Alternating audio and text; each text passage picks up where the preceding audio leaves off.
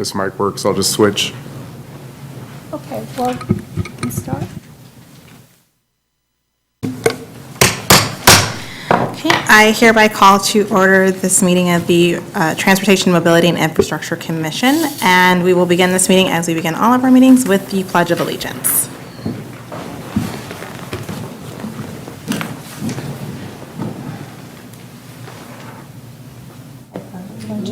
To the flag of the United States of America, and to the republic for which it stands, one nation, under God, indivisible, with liberty and justice for all.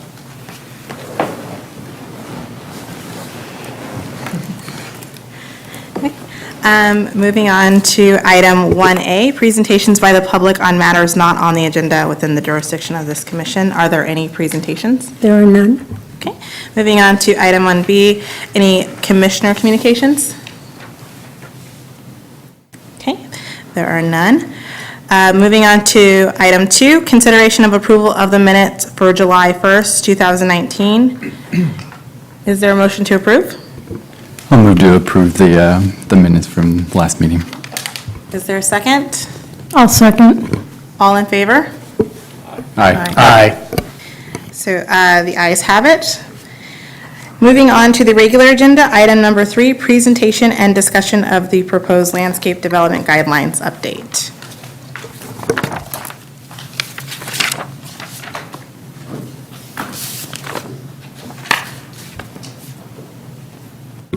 Good evening.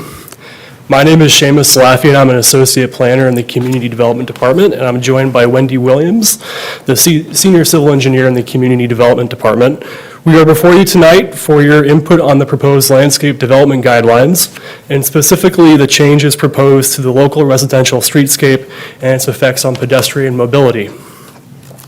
So I'll start off with a little bit of background on the landscape development guidelines. It's an existing document that was last modified in 1993, and it's incorporated by reference in Title 17 of the Municipal Code, which is the zoning code. The guidelines provide a basic framework for designing landscaped areas within private development projects. Community Development Department staff review development plans when they are submitted and review to make sure they conform with the design guidelines. So the existing document has generally worked well over the years. It includes standards for parking landscaping, screening landscaping, streetscape landscaping, but an update is definitely needed to implement General Plan 2035, goals and policies related to sustainability, climate resiliency, climate CEPTED, and to correct some landscaping standards which haven't worked well. So tonight we're looking for direction from the Commission on one specific change in particular, which is the local residential streetscape.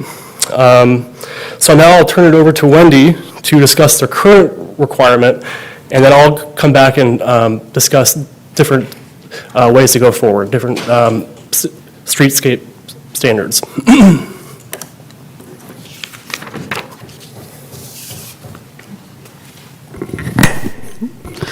So it looks like we're still trying to get the PowerPoint to work for you. All of the streetscape cross sections that we'll be discussing are actually a part of the agenda report as well. So even if we don't get that quite working, the first slide was to be the current right-of-way cross section. It's a 56-foot right-of-way. As that particular cross-section shows, let me get the agenda report out. Let's see. Let me look, see here. That would be attachment 2. Attachment 2 is the current 56-foot wide local residential right-of-way cross-section for Southport. As that particular cross-section shows, the typical local residential roadway consists of a right-of-way of 56 feet, 2 10-foot lanes, 8-foot parking on either side, 4-foot sidewalk, and a 6-foot planter strip in between the curb and the sidewalk. But in the cross-section view, the curb is actually shown as part of the landscape strip, so the actual planting area is only 5.5 feet. And that section is specific to Southport, since the typical local residential cross-section for the area north of the deep water channel does not include separated sidewalk with a planter. So the current landscape development guidelines do not specifically call for a separated sidewalk with a planter. They do require street trees within 10 feet of the roadway in a 15-foot landscape setback. However, the proposed landscape development guidelines that we'd like you to consider only require landscape planters on arterials and collectors, not on local residential streets. So landscape planters on a local residential roadway within a community facilities district or a CFD generally include the street trees and shrubs and ground cover or turf. In older areas, they place turf instead of the ground cover and shrubs. Per current policy, the irrigation for all plantings in that landscape strip, including the trees, the shrubs and ground cover or turf, are provided by the adjacent homeowner, while the street trees are maintained by the CFD, and the homeowner maintains everything else. Suburban residential CFDs in the Southport area generally contain about 13,700 trees, and of those, approximately 9,100 or 66% are trees within landscape strips on local residential streets. So those landscape planners provide multiple benefits. The first being a space for trees, excuse me, which eventually provide shade for the sidewalk and the roadway, thereby reducing the heat island effect. They also provide a physical buffer between pedestrians and vehicles within the roadway. However, as the past few decades have shown us, there are also some problems and drawbacks that we need to discuss with you. The first problem is damage to the sidewalk by tree roots. The tree roots from planter strip trees tend to buckle the sidewalk as the trees mature, even though we do install root barriers at the curb and at the sidewalk to help prevent that sidewalk buckling. Per current policy, adjacent homeowners are responsible for replacing or repairing damage to the sidewalk along their frontage unless the damage was caused by a city-maintained tree within a current CFD. If in those cases, city staff contracts to have the sidewalk repaired or replaced. In full replacement cases, the tree roots are trimmed to minimize future damage, but in extreme cases, the entire tree is removed to avoid future damage and liabilities. So another planter strip challenge is poor drainage. Subdivision homes are generally graded from the back of the lot toward the street into the planters, with no way to release the water except through infiltration or evaporation. And that poor infiltration is further exacerbated by heavy clay soil types in certain portions of Southport, which retain the moisture even more. Okay, so we're getting it there. As I noted a little earlier, the homeowners are typically in control of the irrigation for the entire landscape strip along their frontages as well as their own lots. And so any overwatering of the landscape strip itself or of the lot which runs off into the landscape strip can lead to ponding water within the landscape strip, which can damage or kill the trees or make them more susceptible to pests. On the other hand, during recent drought years in which water conservation requirements were imposed, the city's residents generally complied with the overall water restrictions, but numerous trees in the planter strips were lost based in part on the lack of irrigation during that time. And continuing on the subject of irrigation, state water efficient landscape requirements have been in effect since 2010, and the city's water efficient landscape ordinance, or WELO, has been in effect since 2011. The WELO applies to most new developments, including subdivisions, and encourages low water use plants and water efficient irrigation designed based on state standards.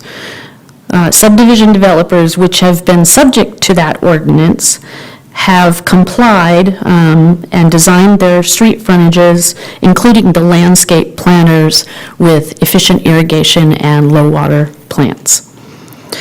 So in those areas that have been designed that way, over-irrigation is essentially under control, although we still do see overwatering of the landscape strips in some older areas that were not subject to WELO. So one other issue vying for space within that same right-of-way is a recent requirement in the Americans with Disabilities Act, the ADA, and the California Building Code, the CBC. It involves the addition of 5 foot by 5 foot or T-shaped passing spaces every 200 feet where the sidewalks are less than 5 feet wide. So sidewalks with a minimum consistent width of 5 feet would not need the passing spaces. This requirement then would apply specifically to our local residential roadways, since the city standard sidewalk width in those areas is only 4 feet. So there are a few ways to meet the requirement for the passing spaces as are defined in the agenda report. The most consistent of those methods is to just provide the 5 foot width consistently along the street and not have to worry about adding passing spaces.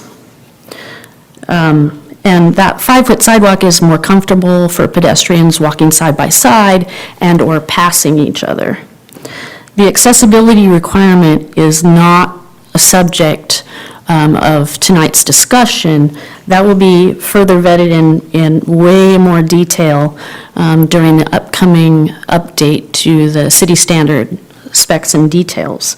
However, we're mentioning it tonight and in the staff report because the planter strip options that we'll be showing you include the best case scenario of a 5 foot consistent sidewalk in those cross sections.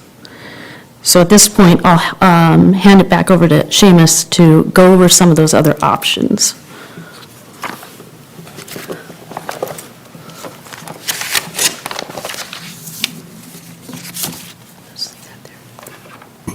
So as Wendy noted, there are a number of issues with the current local residential streetscape. So now I'm going to go into different options that we've looked at and that we're looking for feedback on. So the first one is just a monolithic curb gutter sidewalk and no landscape strip. One of the drawbacks of this is the building setback in a lot of the zones in Southport, single-family residential zones, is 15 feet. And usually home builders build pretty close to or up to the setback line of 15 feet. So there's a 10-foot to 12.5-foot public utility easement, which we would not allow any street trees in. So you're really limiting the area where you could have a tree, and it would be really close to the building foundation, and that's not optimal for a large street tree. So you wouldn't really have any shade of the street or sidewalk with this option. But you do have, it's better for cars unloading and loading for pedestrians, and it's less maintenance. So the next option is to increase the right-of-way width and have the desired street planter on both sides, 7 to 8 feet. That extra half foot is the curb. So this is, you have the planter on both sides, ideal width for a street tree, but you are increasing the right-of-way width. The next option is stay in the same right-of-way width of 56 feet, but transfer all of the landscape strip into onto one side. So you'd have a 9-foot planter with a half-foot curb on one side, and we'd recommend that that be on the southern or western side of the street to provide optimal shade of the sidewalk and street. You get the benefit of the shade with this option, and you also get the benefit of, on the other side of the street, you could have optimal unloading and loading of pedestrians into vehicles because the sidewalk is right next to the street in the parking area. So the next option here is kind of a hybrid of the last one. You have an increased planter width on the southern and western side, 7 feet, but then you also have a little 2-foot planter on the other side to help balance it out a little bit. That 2-foot planter would have shrubs and flowers and smaller, green space. Now, the problem with this is you don't have areas where it's optimal for pedestrian to unload and load from the car, but you do have the larger tree next to the sidewalk and the street. So we're looking for Commission's recommendation on one of those options. I'm now happy to answer any questions or any comments.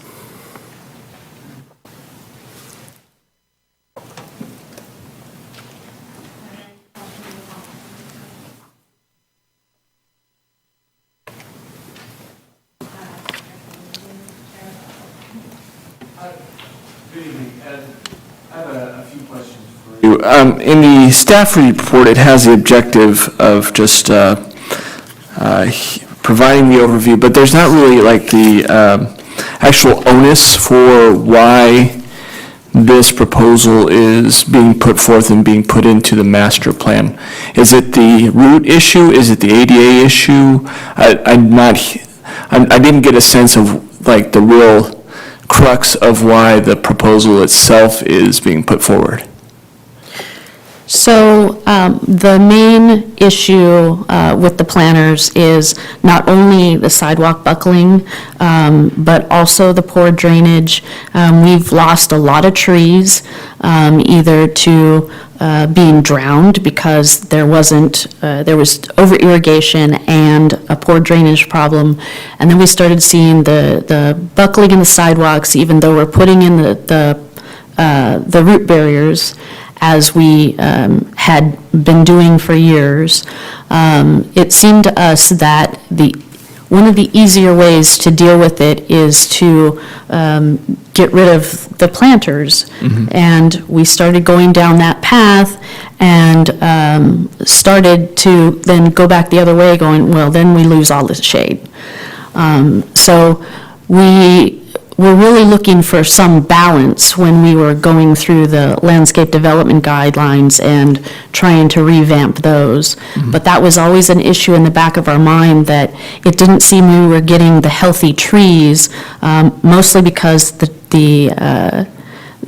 width of the landscape strips are too small to support healthy trees. Mm-hmm. Along with these couple of other issues, including over-irrigation, drainage, and that kind of thing. So we're looking for ways to make that better. And then the other question, or I have a couple more questions. So have we thought about just the impact on property values of removing, so if some of these setbacks and is put in, I'm thinking that some of that, the level of curb appeal could be diminished. What are some of the thoughts on that piece? So street trees do provide increased property value with the shade. So that is one consideration. So we did consider that. But to get the healthy canopy shade tree, you also have to expand the right-of-way. So you're having smaller property sizes. So this would apply going forward to new developments. It wouldn't be retroactive or anything to. So that's a question that, Yeah. okay, so it's new development, it's not retroactive. That was one of the, I didn't really see a lot of clarity on that, so it might be good to just lay that out a little bit clearer as to that it's new development. Okay. Yeah. And then the third thing would just be, I know that this is a public forum for you to present this plan, but is there other, it's a little bit easier now that I know it's new development, but any other type of neighborhood type of meetings, maybe in some of these places where new development is going in or something, just to let folks know that, you know, this is going to be a little bit of a change or. So this applies citywide. Whenever we get a development project in, usually it requires some sort of discretionary approval, and that does go through the appropriate public noticing and comes before, usually before Planning Commission. Gotcha. Okay, well, I think with the new development piece, that changes some of my perspectives, so thank you. Commissioner Zimmer? Yeah, I have a few questions. So I was looking through the design standards, and I did notice somewhere that there was I think it's on page 4, there was a recommendation for setbacks for large deciduous trees and small deciduous ornamental trees. And it seems to me that the recommended setbacks are still like 8 feet from any other structure. And am I misinterpreting this? It seems like even the most generous right-of-way would still be too small for these larger trees.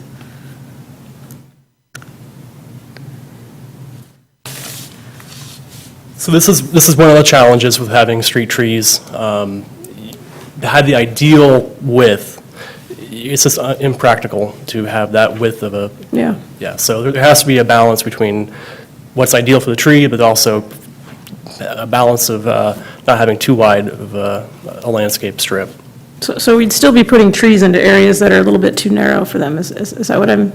So the direction we received from our urban forest manager was that the consultant is that 8 feet is ideal. 7 feet is okay, but the current standard of 5.5 feet does not work. And if you have a planter strip of, what's the largest one? 8 feet, something like that? That's only about 4 feet, right? From each side, or am I? Anyway, just something to think about. I just noticed that, and I was sort of curious as to how that was going to work. I also agree with you that having your trees, having a sidewalk right on the edge of the road means your trees are set back pretty far, and that's no shade, and I don't love that. But having said that, I do live in an older neighborhood, and I do sort of like the smaller streets and the closer houses. And I wonder if there's some way to allow, maybe not require, but allow some sort of creative configuration where you maybe have greenway space in the backs of houses. Maybe you run your public utilities back there. I'm thinking about something like Davis. If any of you have ever been to Davis and seen their greenways, I think they had amazing foresight when they designed those neighborhoods so that they could connect basically sidewalks. And, you know, some of it's big parks, but some of it's not. Some of it's actually like 12 or 20 feet spaces between houses where you can get around the city without actually having to go to the street, and you can walk your dog and your kids can learn to ride their bikes. And I just wonder if, you know, if you had something like alternative, or the curbside, if you kept your streets narrow, like you had originally proposed, the 47, attachment 3, and you didn't have any planter strips, if there's any possibility for running those utilities in the backs of houses, where maybe city vehicles could get back there to maintain them, and then that would maybe eliminate your need to have the trees set back close to the houses. You could still have trees right on the street, because you're no longer interfering. And I'm just wondering if the plan, I don't know if this is the right plan for that, but if there could be some sort of allowance for that kind of thing in the city code, rather than, this might eliminate that. And it may be maybe encouragement too, because you'd have narrower roadways and developers would have that extra space to work with that they might be required to work with anyway. So maybe they could have the option of putting it in different places. It's just a random comment, but, yeah. I also did look through the plan, and I loved the idea of, I thought it was really great talking about the swales and sustainable local vegetation. I thought you guys did a good job of sort of thinking through a lot of these things, and also some of the pedestrians in large parking lots, like having space for pedestrians to walk through. I'm not a great fan of unusable space, but if it's usable space, if pedestrians are walking through parking lots and not having to dodge cars, I think that's great. And I have one more question, and this may, again, be the wrong plan, but this is the Transportation Commission. And I was wondering if there's any requirement of easements between, say, cul-de-sacs, if developers are putting in cul-de-sacs, if there's a requirement for some sort of pedestrian and or bike access between most or all of them, so you don't have to walk all the way around the block to get to your neighbors. I don't know if that would fit in the landscaping plan, but I think it'd be a neat thing to have in the code. Yeah, and the Southport Framework Plan does have Does have those that. requirements, yeah. Okay, great, yeah. Any other questions or comments? Okay. Commissioner Palamas. I'm sorry, wrong one. Sorry. So sorry. Parker. No problem, thank you. I'm sorry. No, it's no problem at all. I just had a couple questions about the current environment. So I know you mentioned you've had, over the course of the last years, you're losing trees because of poor drainage, you're having, sidewalk deterioration because of roots. I'm sorry, I forgot what the acronym was, but the state standard that has changed a lot of the planter strip. Have you seen a different trend since those standards have been put in place where you're not losing the same type of tree? I'm assuming that because of the droughts, that's also contributed to some root rise and probably buckling of some sidewalks. So I'm assuming that is contributing as well. But if the current trend is starting to be a positive one, or you still see the same issues with what we have currently? The Water Efficient Landscape Ordinance, the WELO, has made a positive impact on landscaping around the city, especially in the street tree planter strips. Because we're doing a couple other things differently as well nowadays. The trees are on separate bubblers, so that potentially you could shut off the irrigation for the ground cover and the shrubs without shutting off the irrigation for the trees. But yes, it has made a positive difference in those neighborhoods that were subject to the WELO standards. But we still have plenty of neighborhoods that were not designed with efficient irrigation and low water use plants. So there are still problems in those areas as well.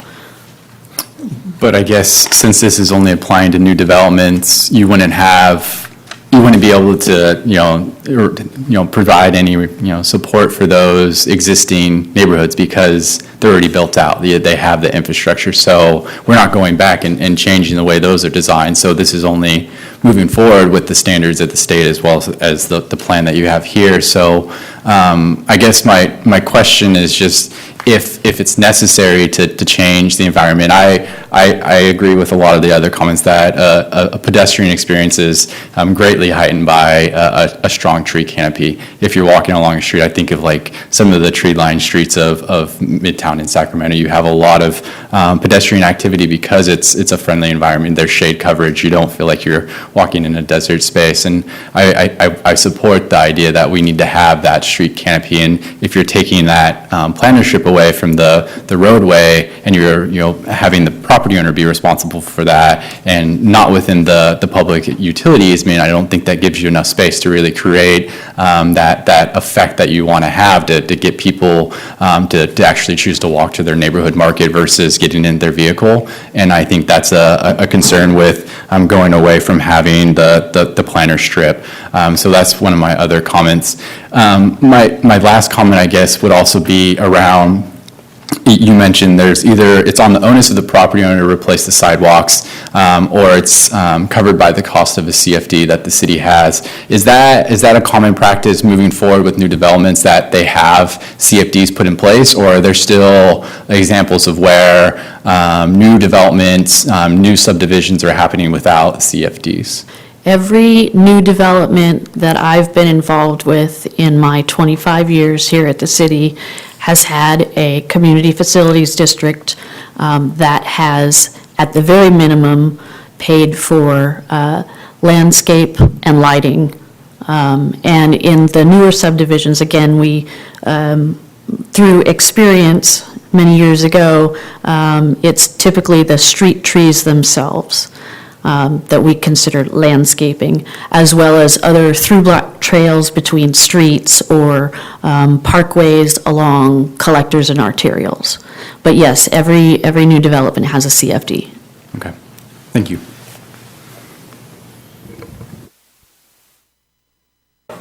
Any other questions or comments? Okay. At this time, is there a motion to approve moving the recommendation along with the comments to City Council? Point of order, do you need a specific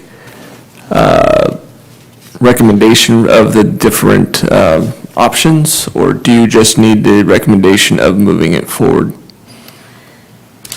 If the commission is in agreement on the recommended action, the recommended streetscape, that's sufficient. Okay, thank you.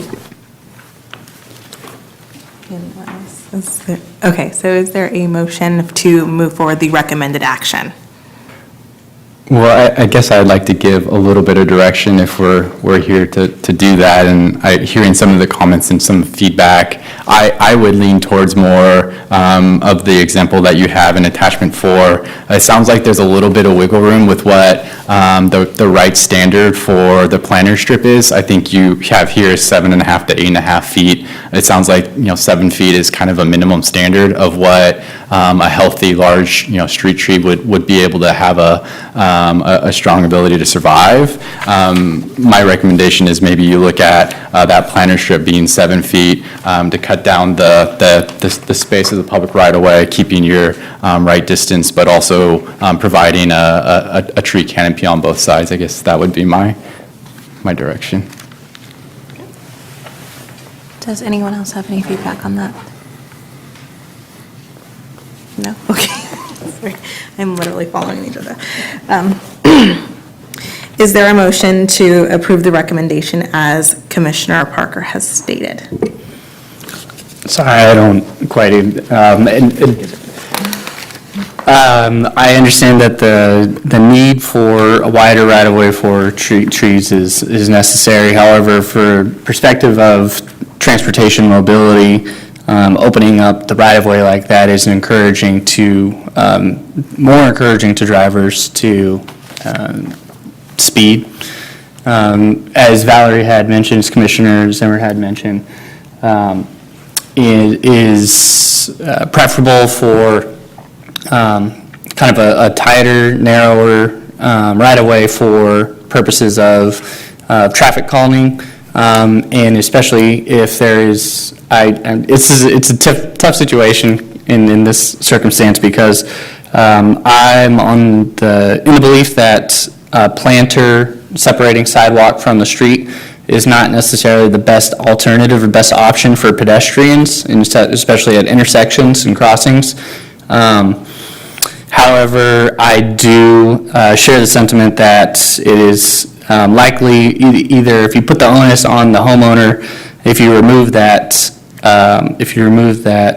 planter, that they're likely going to plant a tree in the utility easement, which can be troublesome, or in the long run, they may plant it directly or, within that 2.5 to 5 feet from their structure and cause damage to their house. So I think that,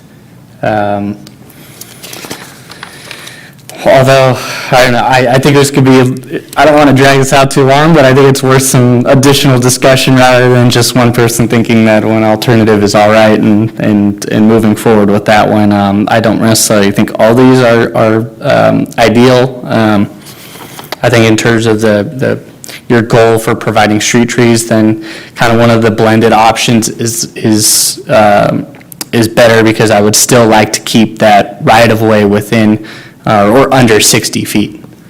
So if it helps the commission, when we say the increased right-of-way, we don't mean the curb to curb is going to stay the same. So the increased right-of-way would be to increase the size of the street, or the landscaping, not to the size of the travel lane for the car. Yeah, I understand that. However, it still creates the setback the setback, it creates a perspective that generally if perspectives are wider, then it is encouraging for speeding, for, vehicular speeding. And also the fact that it does take away from developable property. Yeah, I wonder, this might be unpopular, but I wonder if there's an option to have street trees taking up some of the otherwise parking spaces. I mean, maybe in developments where homeowners are expected to have enough parking, that might be an option. It might not be an option if you have a condo development and people don't have parking, but there are some areas where you have these curbs that come out and trees are more in the street, and then you do meet your goals of having shade in those streets and possibly on the sidewalk. I don't know if that's an option, though. Something like that. So we have had that come up with a few projects recently, and they propose that. It does raise drainage concerns, because for drainage, and then cleaning out that area, the gap between the street island or the planter island and the sidewalk, there's that gap that needs to be cleaned out. So it's increased maintenance and some drainage issues with that, but Wendy can expand on that if she has anything to add. Are there any other recommendations? No. I think on my end, the proposed alternative A, just you have with the one side has shade tree and one side does not. I don't think it improves I don't think it gets you to the place where we all think it works, in my mind, whereas you have one side that has a great, nice little canopy over the sidewalk, and the other side it's just sunshine. And you said the west side would have the shade tree, correct? So the west side is actually, if you think about the west side is going to have shade from the houses. That's how my street is. And the east side is the one that won't. It will have sunlight in the afternoon. And that's the hottest point of the day. So it would kind of the shade would be almost even on the wrong side of the street. So just kind of thinking through that, it almost it kind of creates an inequitable piece of, again, the curb appeal.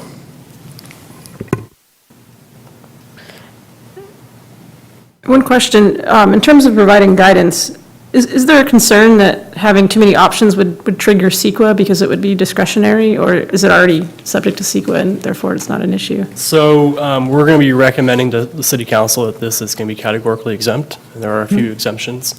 But generally, projects that are going to be landscape development guidelines apply to will be going through discretionary review anyways. And we see landscaping as really more of a mitigation. You're making, you're adding green space to development projects, which we would already be considering if it's permitted by right or if it's discretionary and going through the appropriate CEQA process.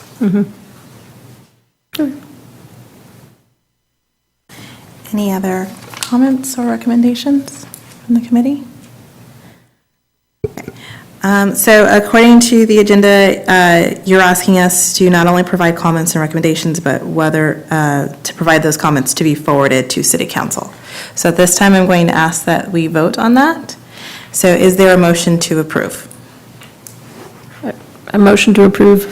Is there a second? Second. All in favor?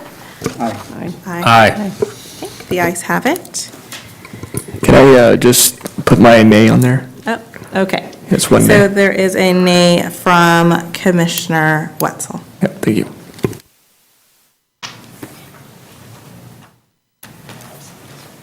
Thank you. Moving forward to item 4, consideration of a workshop on the West Sacramento Mobility Action Plan map.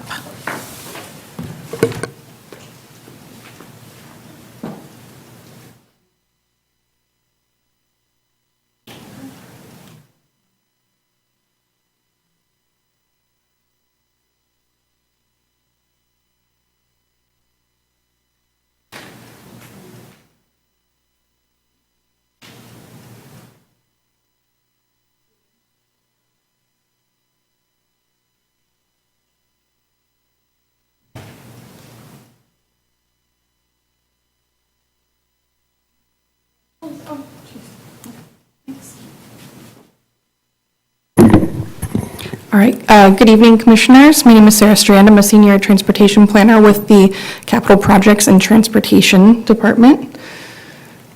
I'm here this evening for two reasons. One, the Commissioners at their last meeting requested an update on the status of the Mobility Action Plan, and two, we were actually naturally arriving at a time at which we would like to get some early TMI Commission feedback. So I know many of you are newer on the commission as of this year, so I did want to provide a little bit of background on the Mobility Action Plan and some context in terms of what has led up to its development. So in June 2016, the City Council did direct staff to begin work on a public transportation strategy. At that time, there was a lot of concern about dropping ridership on a number of routes throughout the city and looking at ways that we could potentially streamline or enhance various transit services to encourage better ridership, potentially increase frequencies on some, potentially reduce some of the coverage on others. And I will note that I will be talking more on transit on an item following this, so I won't get too in depth. But that being said, this project, it's evolved quite a bit since 2016. At that time, there was a broader national Smart Cities Challenge launched by the federal government, and our council gave us a good amount of direction to start opening up beyond transit, and with the deployment of things like bike share and scooter share, they wanted us to start thinking a little bit bigger picture about mobility in the city. So that being said, in spring 2017, we came to the TMI Commission for the first time with a Mobility Action Plan concept. And out of that concept actually came some very early action items, including some minor modifications of existing yellow bus routes to provide more frequent service downtown, as well as the West Sacramento On-Demand Rideshare Program by VIA. So I wanted to mention those really just to kind of indicate the space that we're operating in, well beyond just fixed route or paratransit services, but really starting to look more comprehensively at integrating across modes of transportation. So that being said, we did get authorized by the City Council to pursue funding for this effort, and were awarded a Caltrans Sustainable Transportation Planning Grant last year. After getting through the procurement process with that, we were able to award the project to WSP USA Incorporated, who's here this evening, with WRT Design as the sub-consultant. And at that time, we were able to sit down and really start to get into the details on the scope of work. So in terms of what the Mobility Action Plan has become, is yes, we're still considering alternatives around streamlined and enhanced transit. But as I'll be speaking on in more detail after this item, the Yolo County Transportation District simultaneously was awarded a Caltrans Sustainable Transportation Planning Grant to really dig into that at a regional level. So we'll be coordinating closely with them on that component of the overall map. But the other two items we'll be really getting into are developing some siting criteria and strategically locating mobility hubs throughout the city. And the concept behind that is that there are locations that, in a land use sensitive way, we would cite a variety of different mobility options. So as we have things like rideshare and Uber and Lyft and jump bikes and scooters and other vendors coming into the city, finding the right approach to working with the private industry to cite and aggregate a menu of options so that then residents in our community or visitors have choices and they can tailor their mode choice in a way that makes sense to them from these strategic locations. The other piece of this is about really trying to get ahead of the curve as best we can with some of the new and emerging technology. So whether that's shared or electric vehicles or automated vehicles, beginning to really push and think about how can our city be leveraging technology to make our city more accessible. So that being said, the map has continued as a strategic plan priority for the past 3 years to get us to the point where we are at today. And the purpose of this evening's presentation is to really solicit your very, very early input on the very first draft concepts coming out of the Mobility Action Plan. With that, I would like to invite up Sahar Shirazi with WSP to continue the presentation for the evening. Thank you. Hi, everyone. Thank you for having us. Very excited to do our first presentation with you guys on this very exciting plan. So just very quickly, this is the team that we have, or the main players in the team that we have working on this. And as Sarah mentioned, this is a large mobility action plan, but mobility is, as was evident from the conversation you just had, is more than just transportation. It has to do with equity. It has to do with the effects of climate change. It has a lot to do with land use. And so we really tried to create a team that captured all of that and ensure that we were integrating all those different pieces throughout the project. Go.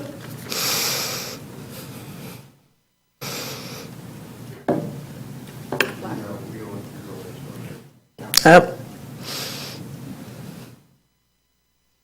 There we go. So thinking about this and thinking about the future of mobility and access and equity, economic opportunity, environmental goals, all of the different things that are happening in the city of West Sacramento as well as the region, we really wanted to be visionary and forward-thinking in putting this all together. And again, expand beyond just transportation, really think about what the future holds and what it could hold.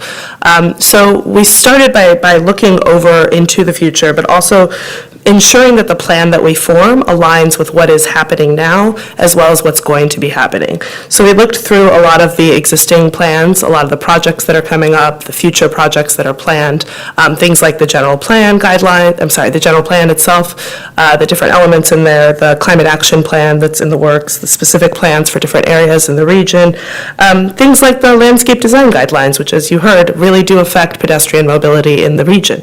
So really thinking about how to put these all together. And from there, we created a vision statement.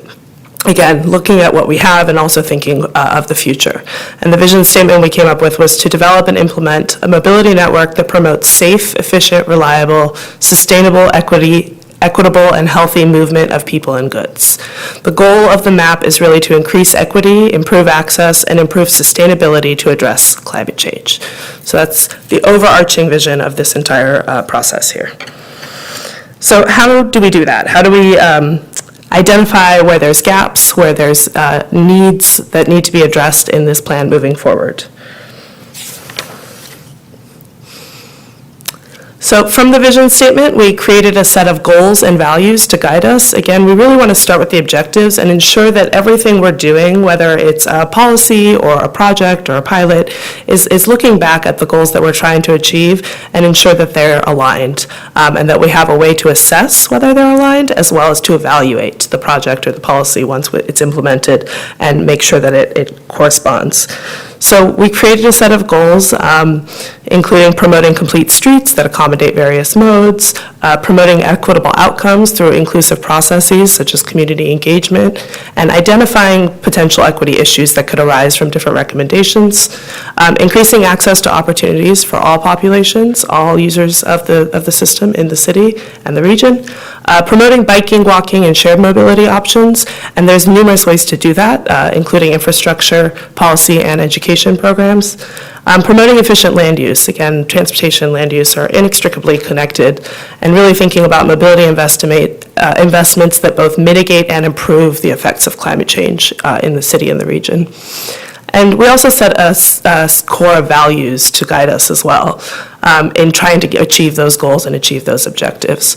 So these are more high-level sort of ways that we would get there, and that includes inclusionary engagement, a really thorough engagement process that gets the people of the city and the people that are visiting to really make sure that this is people-centric and not just theoretical.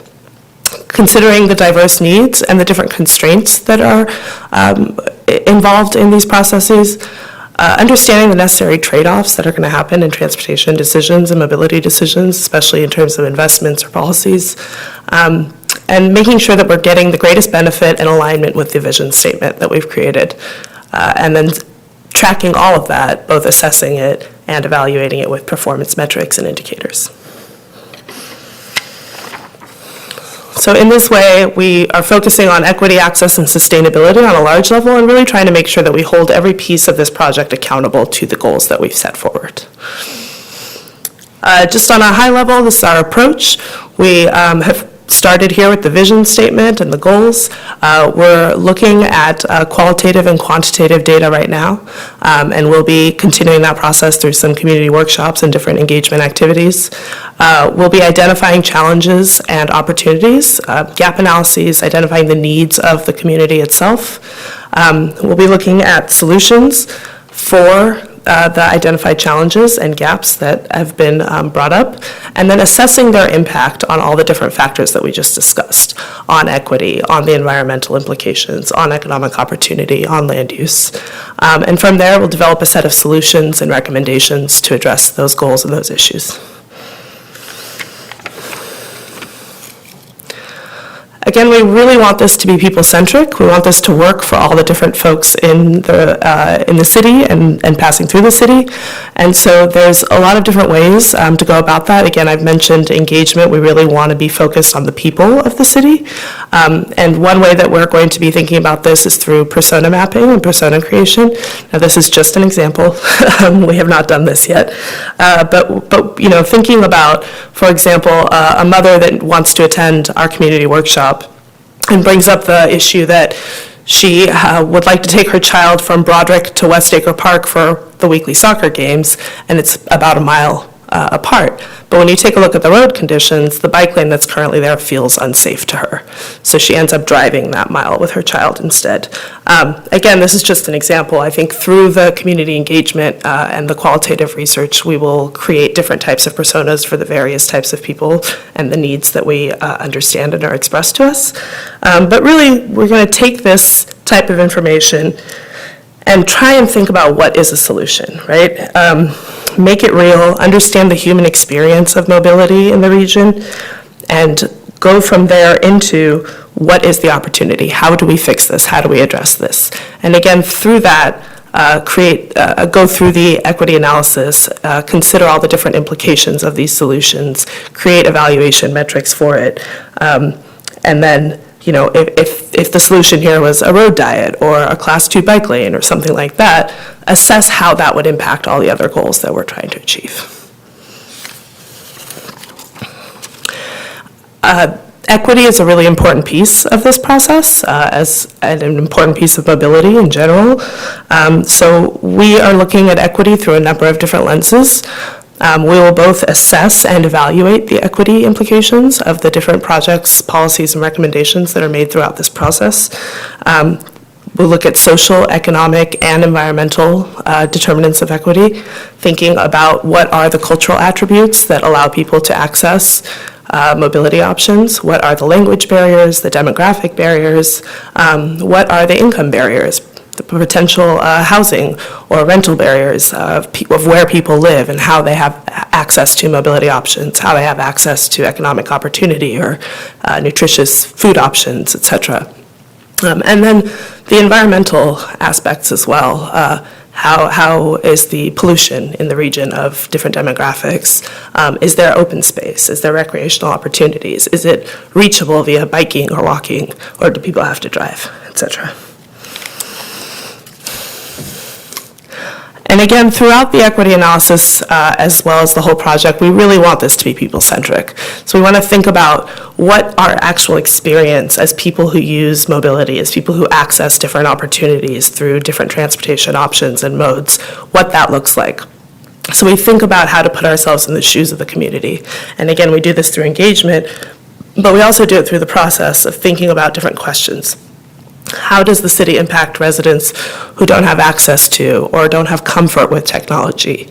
Can people access jobs? Can they access health services? Can they access fresh food in a reasonable, simple, and affordable way? I won't go through all these, but just as an example, some of the things that we'll be thinking about ourselves.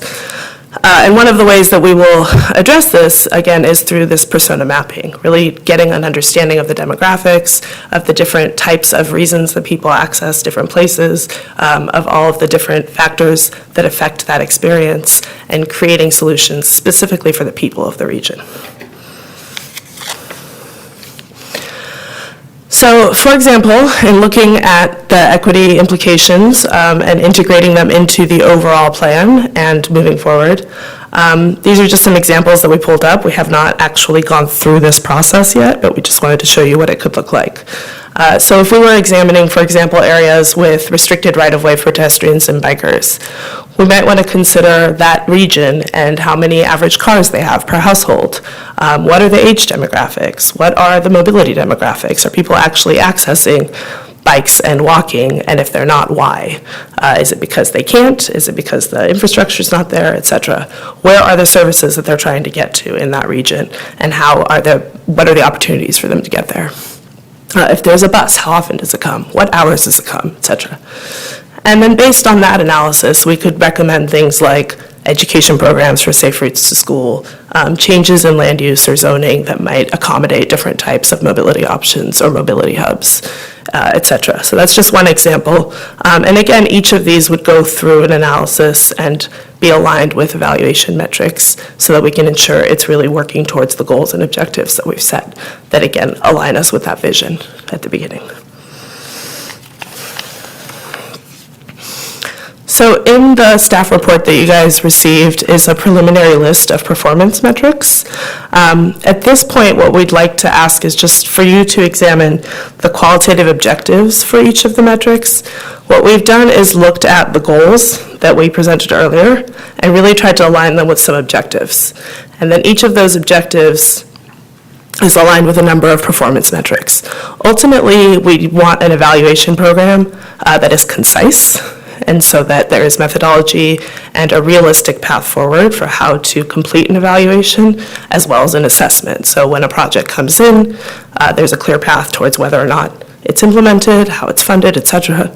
And once it is done, there's a clear path for how it's evaluated, what data is needed, et cetera. But the first step to that is really making sure we've got the right qualitative objectives. And so we would like to ask you guys to really look through those and think about, in terms of equity, environment, quality of life, economic vitality, and safety, have we got the right things in here? Are we missing anything? Is there anything that seems extraneous? Excuse me, I'm losing my voice, et cetera. So we will be back here to talk to you guys again. This is just the first time, but there are different milestones in the map, which you'll be updated on. Some of them include the gap analysis, which will be coming shortly. We'll be looking at different siting criteria to inform mobility hub recommendations. We'll evaluate those recommendations. We'll look at smart mobility options and think about those recommendations, and then renderings of public. Some of the ways that we'll be going through this will be looking over we'll have a series of community meetings, community engagement events to really engage the community. We'll do some surveys. We're really trying to foster planning literacy in the communities we're engaging with. Want to make sure that people actually understand what it is that is happening and how it affects them, and that we get valuable input from them that we can then use in this process. Again, we really want to focus on the people that are going to be using this system. And so first, we're going to start with the qualitative, looking at the system as it exists and working with the community to understand that and then address what their needs may be, what those gaps are. That'll be the first meeting. I think that's it.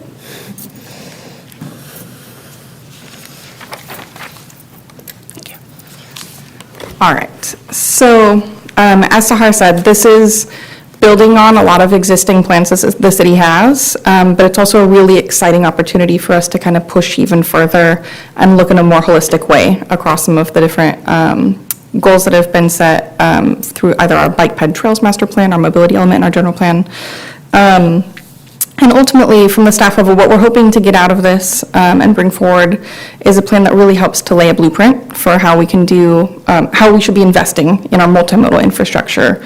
And as Sahar mentioned, that is going to require looking at some trade-offs on where do we focus on core things versus how do we start to leverage some of the new emerging mobility options and technologies to help fill in some of those connective spaces. Aside from project and prioritization that may come out of this effort, I also want to note that there may be some policy recommendations or even additional recommendations around pilots that the city may, be interested in pursuing as we explore this space further. especially given our history of being innovative in this space.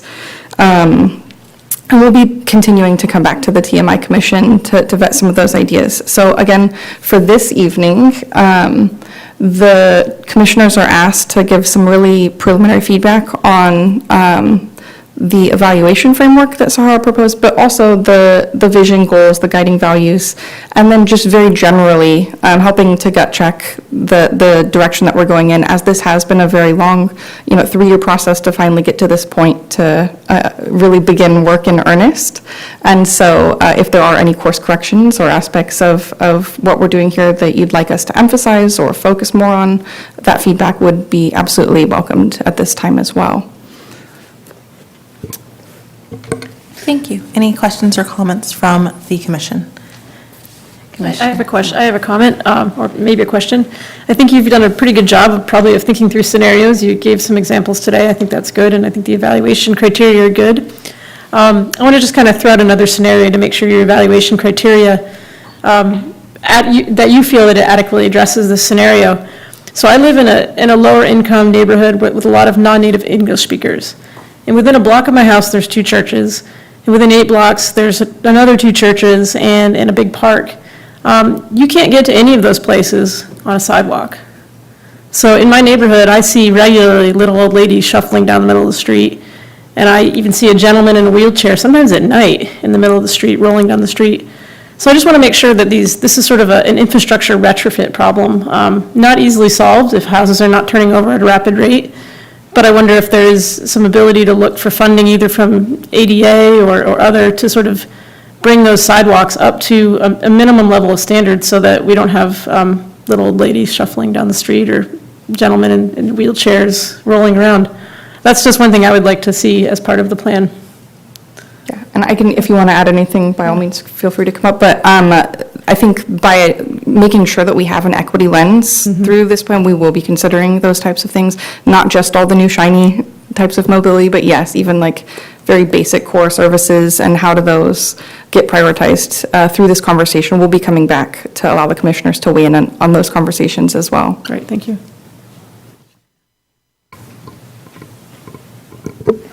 Commissioner Polinas. Yes. Thank you all thank you for your presentation. I think it's a great framework, and kind of echoing what Commissioner Zimmer said is, I think a top priority is definitely to ameliorate or to improve some of the existing conditions in many of the neighborhoods that are very underserved by public transportation of various modes, and also by kind of infrastructure deficiencies. And also, I hope that this there's ways that it worked with the community to encourage multimodal transportation in other neighborhoods such as Southport, so that there's a less reliance on single automobile driving. So, just to improve congestion in the city and throughout the area. I'm looking forward to it, and I hope it can address both of those pretty tough challenges. Commissioner Wetzel. Yeah, thank you, guys. I just want to address that just very quickly, because I think that one of the first things we're going to do is do an existing conditions look and think about what those gaps are. And we're not just looking at gaps in like, where does Uber not go?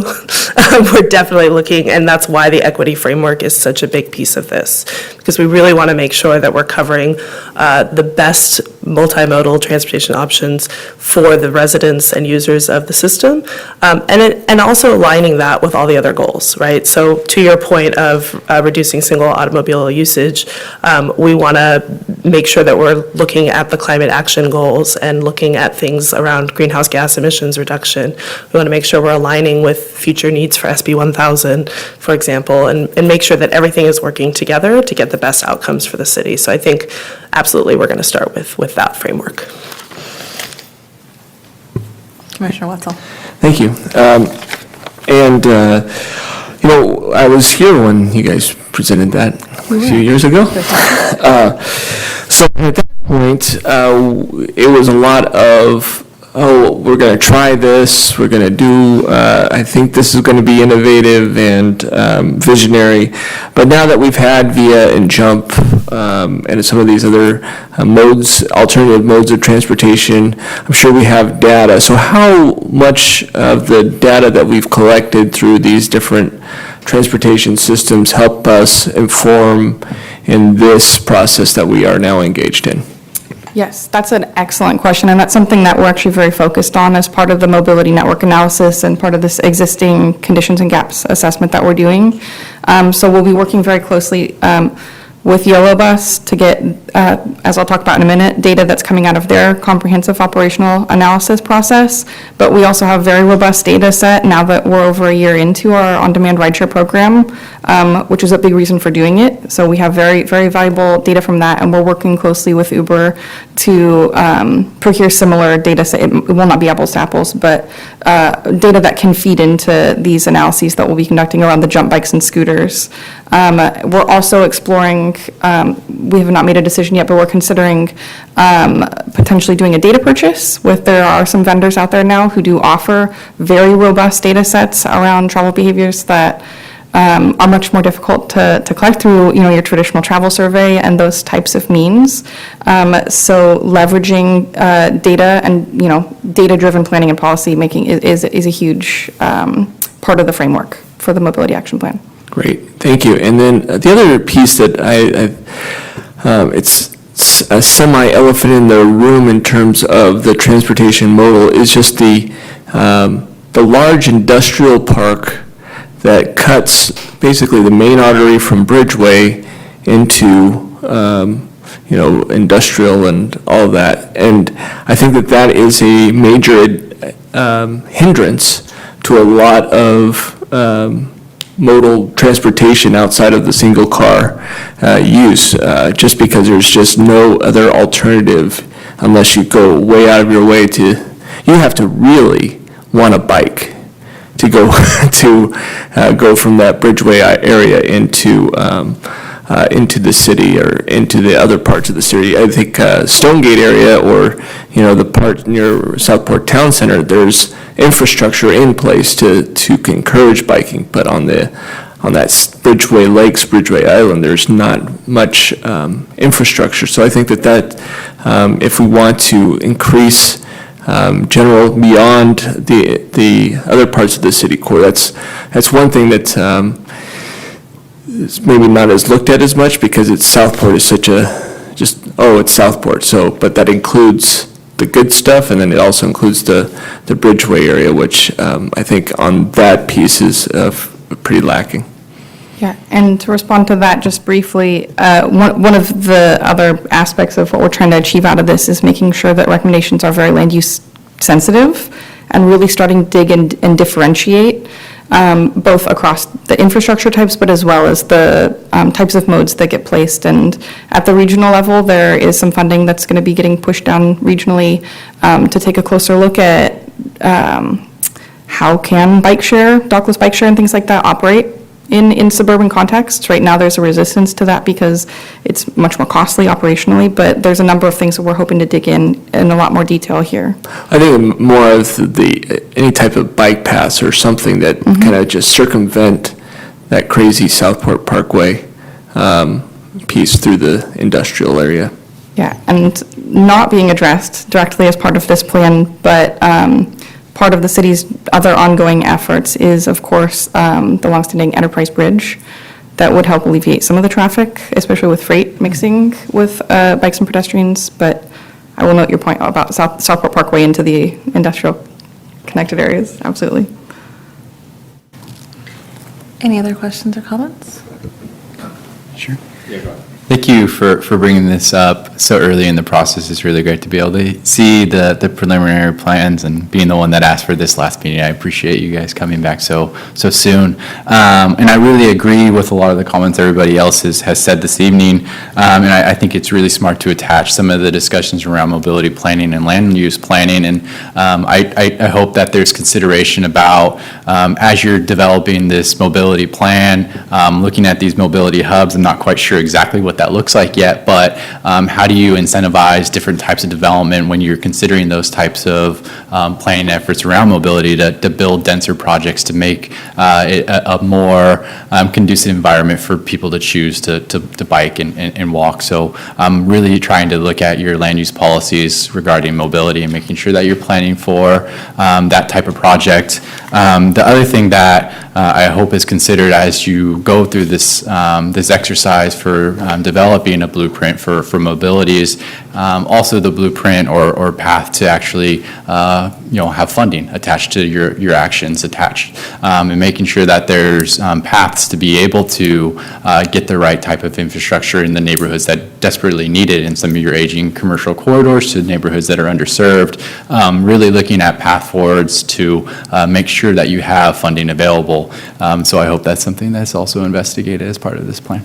Thank you. Yes, I'm actually really glad that you brought that up because I failed to mention it, but that is a significant part of what we hope to get out of this is not just funding and an implementation strategy alongside the final mobility action plan, but also just the overall exercise helping to put the city in a very good position to go after grant funding and compete much better, because that's where a lot of money is starting to get pushed into, is this, new mobility and smart city space. So thank you.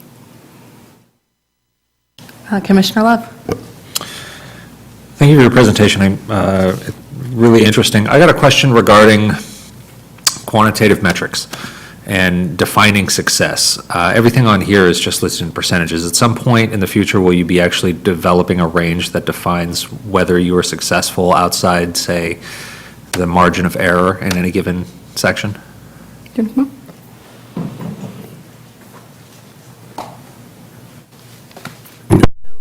When you're doing the evaluation of the performance of whether it's projects or programs, you can do it with targets, which I think is what you're discussing, right? So are we trying to say, a 5% decrease, or are we just saying any decrease is significant? I don't think that's been decided at this point. I think there's a lot of different things that go into that discussion. One is just what data is available, what the methodology will be, and then also what the capacity of the city is moving forward to do that type of work. But I think that's all on the table at this point. Okay, so when I'm looking through a list of quantitative metrics that are all based off of percentages of decrease, but we haven't made the decision on whether or not any decrease is a success or a significant decrease is a success.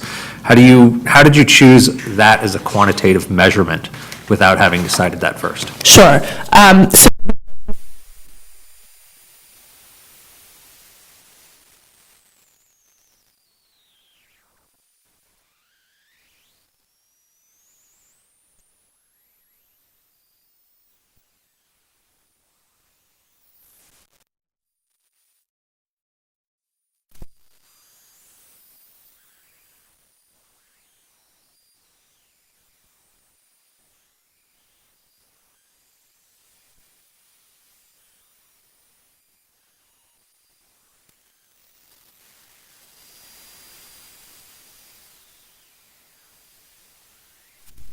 Industry best practices, which industry best practices inform it?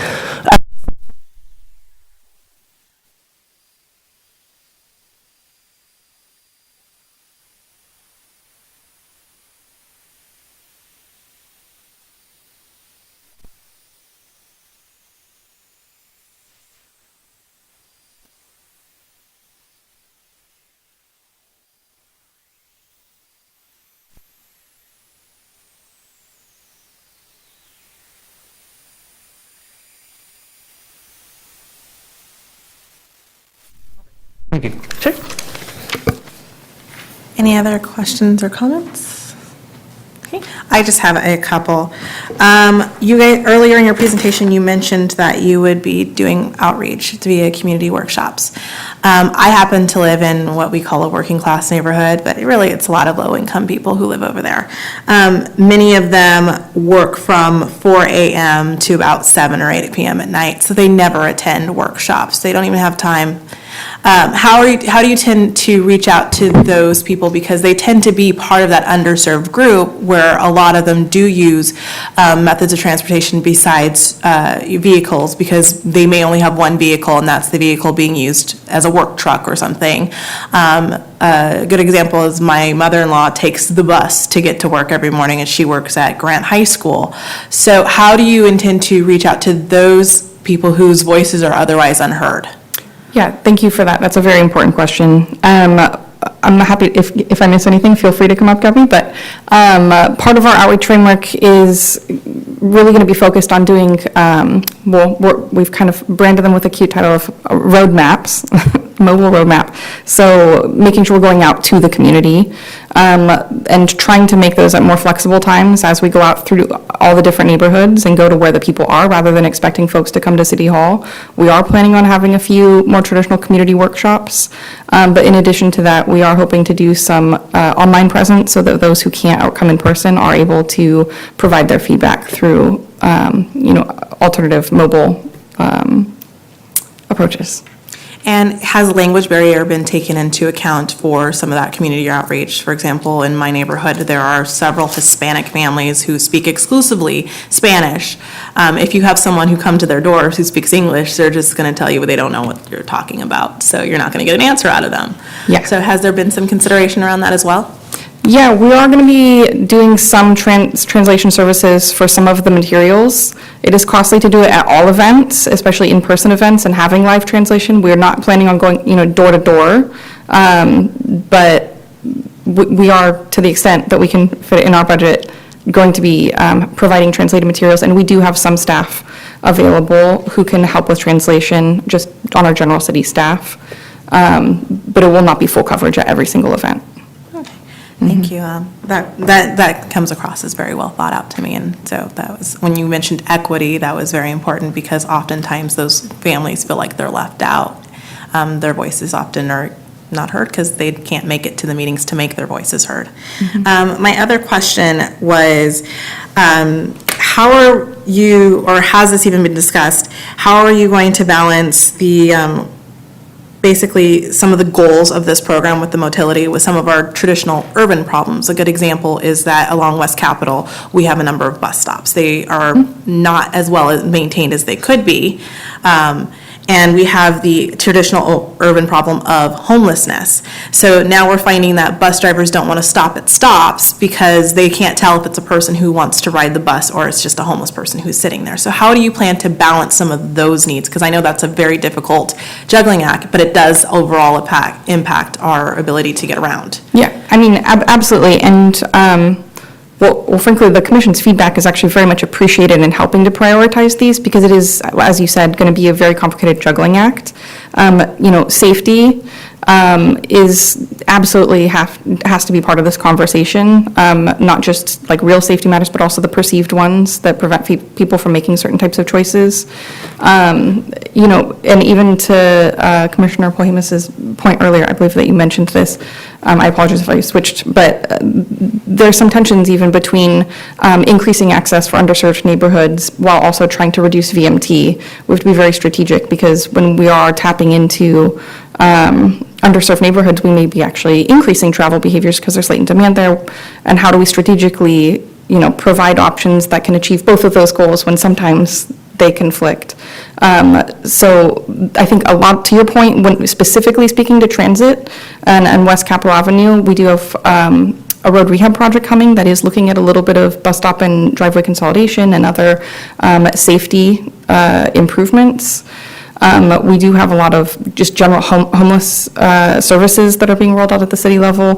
But the YCTD's effort that they have that I'll be presenting on next is also going to be very targeted on soliciting additional outreach around that particular mode. I don't know if that completely answered your question. You did. I just wanted you to consider this because it is a very tough juggling act, because you have families who need to use those services. However, we, like every other city, battle with homelessness who need public spaces to just exist in. So it is a very tough juggling act, and I understand that. And I just wanted to make sure that was something that was also being considered, is that balance.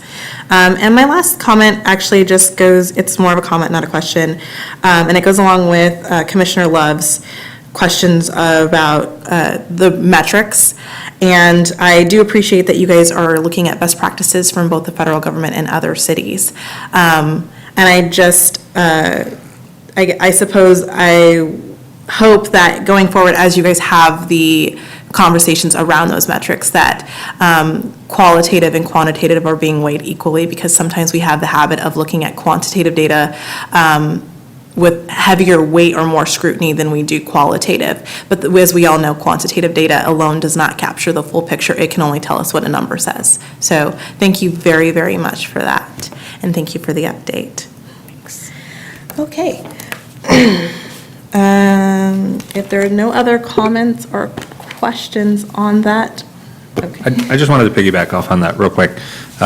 Just as a comment, what you just said was right on point, and it relates to something that you just said too about competing priorities. And so as we look at quantitative metrics and quantitative measurements on something, for example, reducing, for example, transit time or vehicles on the road, where you might have somebody addressing, say, Southport Bridgeway Island, and that might be a goal to increase transit on the road because of a variety of reasons, while reducing it in other parts of the city. And so your quantitative metrics might show what would be considered a loss or an insufficient improvement, when in reality the qualitative improvements were there. So just to piggyback on that, it can't always be quantitative, it also has to be qualitative as well. I love data, as if you guys couldn't tell, but at the end of the day, results and how each individual section of the city is impacted by this, because at the end of the day, we're talking about an equity analysis, right? So it has to be equitable across the entire city, and not just equitable for those, say, in the city core, rather than just Southport or Bridgeway or Broderick or wherever it might be. Absolutely. I'll just say a couple of things since it was brought up a couple of times here. One, I think this is a tough thing to get at sometimes, measuring those qualitative or quality of life impacts, but it's something that we've definitely been trying to prioritize. I think through the on-demand rideshare program, we started to try to get at that. I don't, if any of you saw the 6-month user report that we did, we started to kind of try to push and ask some of those community, through community surveys, some of the questions about, okay, you know, aside from your travel time or your travel experience, how has this impacted your sense of independence, your level of social isolation, your access to healthier food and medical care, things like that. So to the extent that we can continue that thread into this document, we're certainly going to do that. And I think part of the approach that our team has brought is through this persona narrative as just one other element of trying to make sure that this stays people first and very human-centered in its design and its overall framework. So kind of as you mentioned, making sure we tell the story of the different neighborhoods and different elements of what they're experiencing when they try to go use different transportation choices and how we might approach that differently. We'll certainly try to live up to that. Yeah, on the next time you come in, I'd really love a deeper dive on the persona mapping too, on how it is you're determining how many personas you're mapping, how you're determining those maps, and how they relate directly to the differences in location and how that affects the equity of the whole plan. Absolutely. Okay. Thank you so much for that update. At this time, they're not asking for any action from us, so we'll move forward to Item 5, which is consideration of a workshop on the Yolo County Transportation District, Yolo Go Comprehensive Operational Analysis. Madam Chair, this is Jason McCoy. We do need an action. So even though the recommendation for providing comments is what's before you, there needs to be an action for forwarding those comments to the City Council or recommending those comments be forwarded to the City Council. This was on direction from our mayor, who has requested that a formal action be taken at all commission meetings. Thank you for that. My apologies. So is there a motion to forward to City Council? Motion to forward to City Council. Is there a second? Second. All in favor? Aye. Any opposed? The ayes have it. Thank you, Madam Chair. My apologies. So moving forward to item 5, which is the consideration of a workshop of the Yolo County Transportation District Yolo Go Comprehensive Operational Analysis. Thank you. So this should bleed rather seamlessly into this presentation, which I will note, I am giving on behalf of Yolo County Transportation District staff tonight. They also have their board meeting this evening, so they were unable to provide staff. However, I believe I can sufficiently cover it. This is intended to just provide a general update on where this project is at, as well as to solicit, again, some early feedback from the TMI commissioners. So as I mentioned earlier, the Yolo County Transportation District received a Caltrans Sustainable Transportation Planning Grant last year at the same time as the city to really dig in and look across the entire system at opportunities to streamline efficiencies, enhance service to help increase ridership. The project has since been rebranded as YOLO Go, rather than the COA, the Comprehensive Operational Analysis. And what they're currently doing right now is they've been collecting data through onboard ride checks, which is a level of data and a level of granularity of data that we haven't previously had. So mostly we've had ridership by routes throughout the system, but actually understanding where people are getting on and off hasn't been done in a while. So it's a really important step that's been taking place, and they're just now initiating their public engagement process. So they'll be kicking off here in the next month, and we'll be pushing information out to the commission on how to get the word out to other community members and provide feedback yourselves. And all of that is going to be feeding into an existing conditions report, which is being done with consultant Dan Boyle and Associates out of Southern California. Following that, the intent is to develop a variety of recommendations, not just for the local system here in West Sacramento, but also for inner city and commute routes across the entire Yolo County and connecting into Sacramento into the airport. Those recommendations, the intent is to have those wrapped up by later this winter, and then around the holiday season, begin vetting those for additional feedback with member jurisdictions, with the YCTD board, as well as the public. And then the overall outcome is that we would have a set of final recommendations that get adopted by the YCTD board in advance of the next annual budget, which is typically adopted in March or April of each year, so that those recommended, potential system changes or enhancements would be able to actually get implemented as soon as July of 2020. So that being said, I will not run through this in elaborate detail, but I did just want to remind the commissioners of what our transit system looks like if you don't use it regularly here in West Sacramento. We have 4 local routes that run on an hourly basis most of the week. 3 of those are focused up in our Broderick Bright neighborhood, where we do get much higher ridership, and we do have generally more transit-dependent households. And then the Route 35, our Southport local, that runs down into the Bridgeway neighborhoods. In addition, we have a couple of commute routes that just run a few very limited runs in the morning and in the evening. Route 241 that really serves the industrial neighborhoods, industrial enterprise, and Route 39 Southport commute that connects into downtown. And then we have one major inner city route that operates hourly in 2 directions that is by far the most well-ridden route in the system, and that's the Route 42 that connects out to the airport by way of Sacramento and connects to Woodland and Davis as well. So that being said, as we're moving forward with our mobility action plan simultaneous to the YCTD Comprehensive Operational Analysis, or YOLO Go effort, there are some key items that city staff would like to raise as considerations moving forward in conjunction with feedback that we've previously received from the TMI Commission and the City Council on the matter of transit. One is obviously continuing coordination with other city efforts. Through the Mobility Action Plan, starting to look at what is the role of transit alongside other mobility options, and how do we make sure that these things are synergistically being developed and connected to each other, as well as our Climate Action Plan, and really, making sure we acknowledge the role that transit needs to play in helping to achieve emission reduction goals associated with getting people out of their single occupancy vehicles, and making finding ways to make transit really more competitive, both in terms of cost and travel time. So that being said, some of the higher policy level considerations that the TMI commissioners will be asked to weigh on is really a conversation around coverage versus express and frequency service. And right now we do have some routes such as the Southport Local 35 that are very coverage oriented. So they stop quite a bit along the way, often to the detriment of the travel time. So it can take up to an hour, hour and a half to get downtown, whereas you might be able to bike that same distance in 25 minutes or drive in a third of that. So when we're thinking about how to make things more competitive, this is going to be a big conversation in the Yellow Go process, and it'll be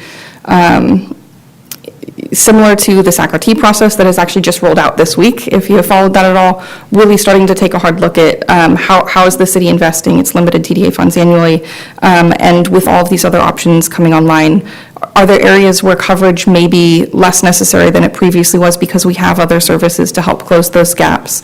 And are there other areas where we can actually be enhancing service and providing better services for those who truly depend on them? And then lastly, connectivity and route optimization. So just some other general issues that have been raised by staff and by city council to the, and at the, by our council member Ledesma, who is now chairing the YCTD board, is reevaluating some of the existing routes in regard to how well are they serving West Sacramento. So things such as the 42 and the way that that operates, we have gotten feedback from residents that it's challenging to get out to the airport as a West Sacramento resident, despite there being a pickup, because it sits for half an hour in Sacramento before going to the airport, or you have to do a reverse route through 3 cities before getting there, as well as the downtown Sacramento connection.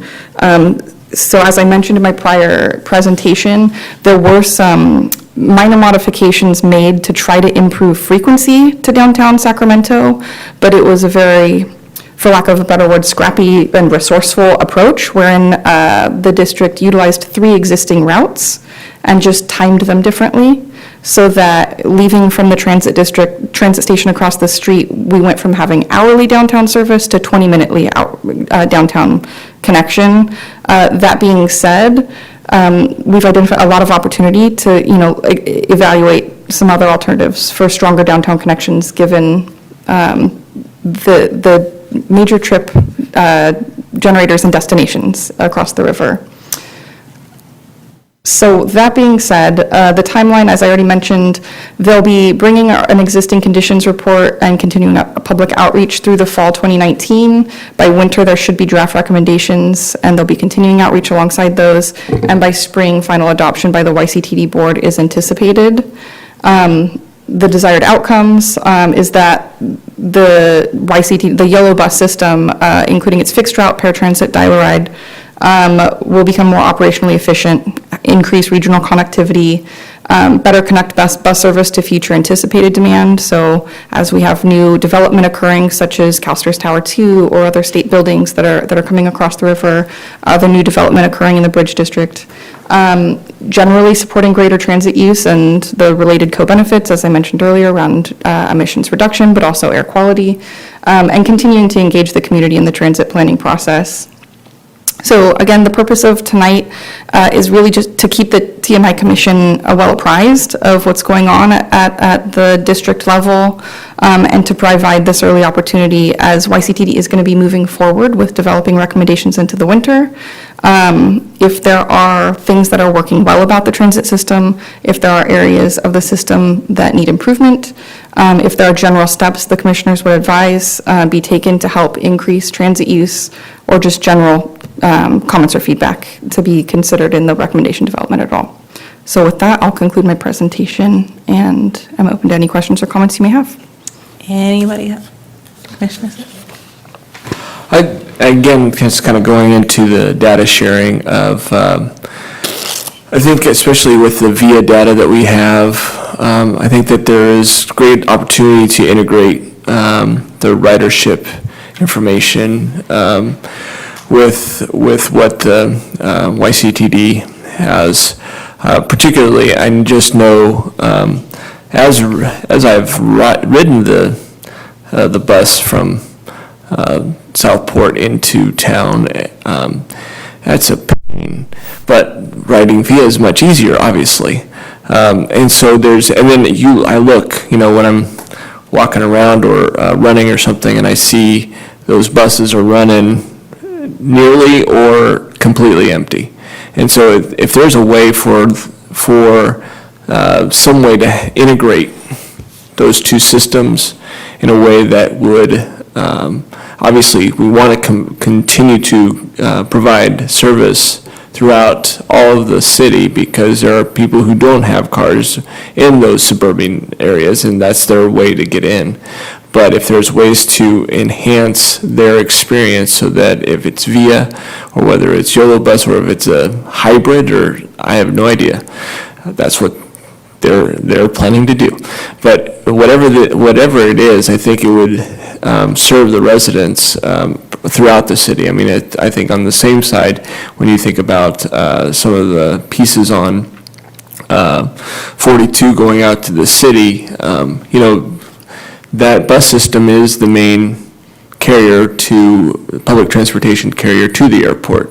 RT does not go out there. So so we are kind of beholden to wait for those Sacramento residents to come out there. So if there's ways to look at how can we increase that service for our folks, that'd be great.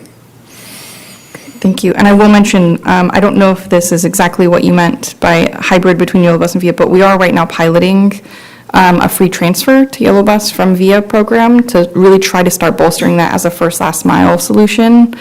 So for those who may live somewhere that it's difficult for them to walk to get to a bus stop to begin with, they can hail a VIA, and then their driver will give them a voucher so that they can take their bus ride for free if they're connecting to Woodland or downtown or otherwise. Oh, that's great. That would be, especially, again, the whole piece, if they're going to the airport, that will be a lot better.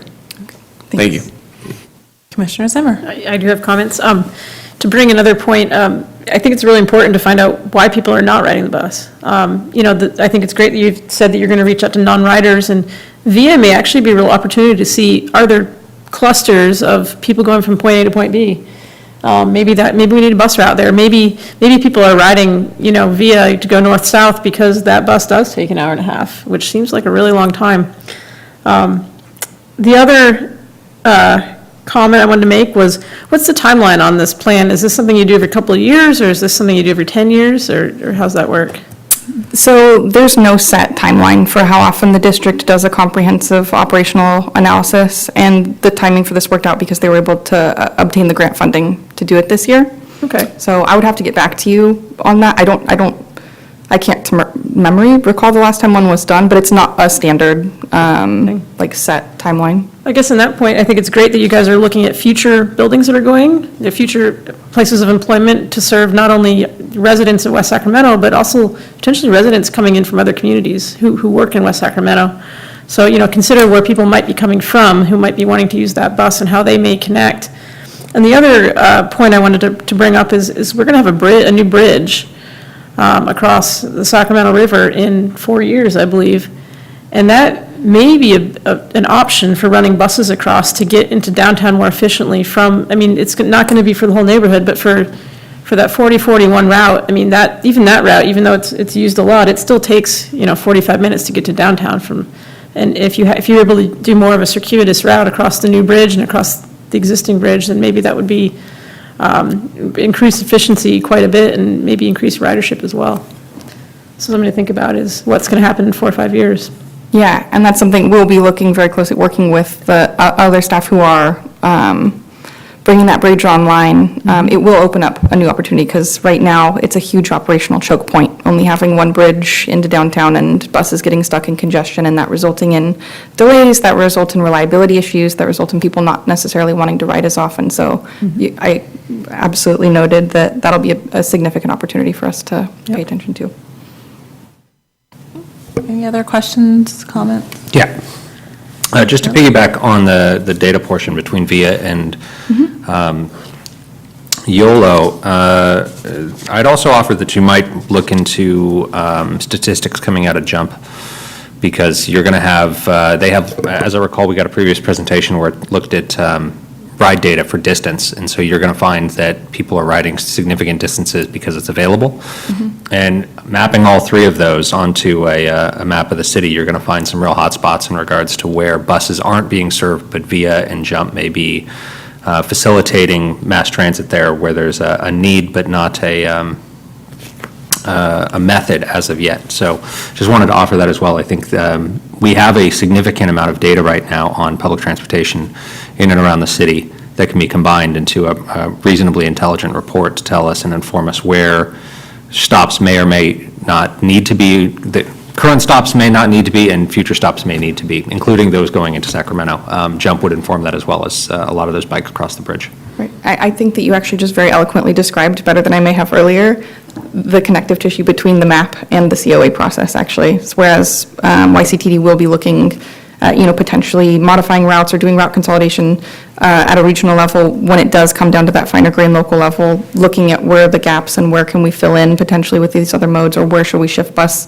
service based on the data that's been collected on those.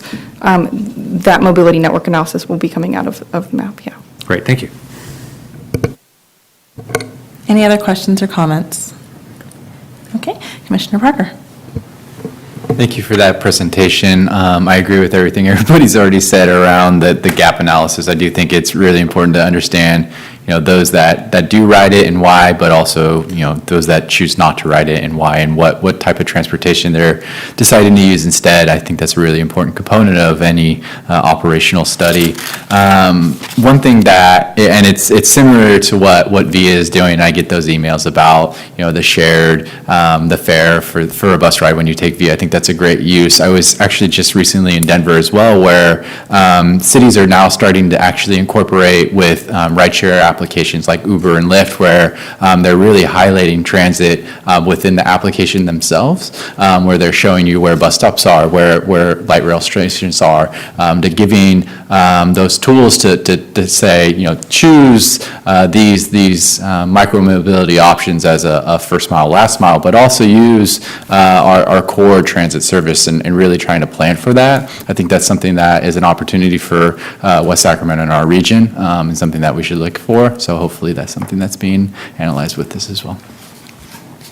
Yeah, and I can say very briefly, in terms of trip planning tools and some of the mobility as a service apps that are becoming available in other cities, this is something that's been talked about more so at the regional level, and SACOG and some of the innovative transportation demand management and those grant programs that they're rolling out.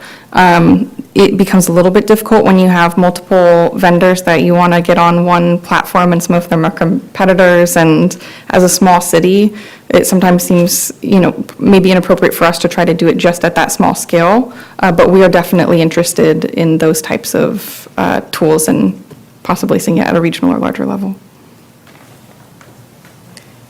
Any other questions or comments? Yeah, just to piggyback on that.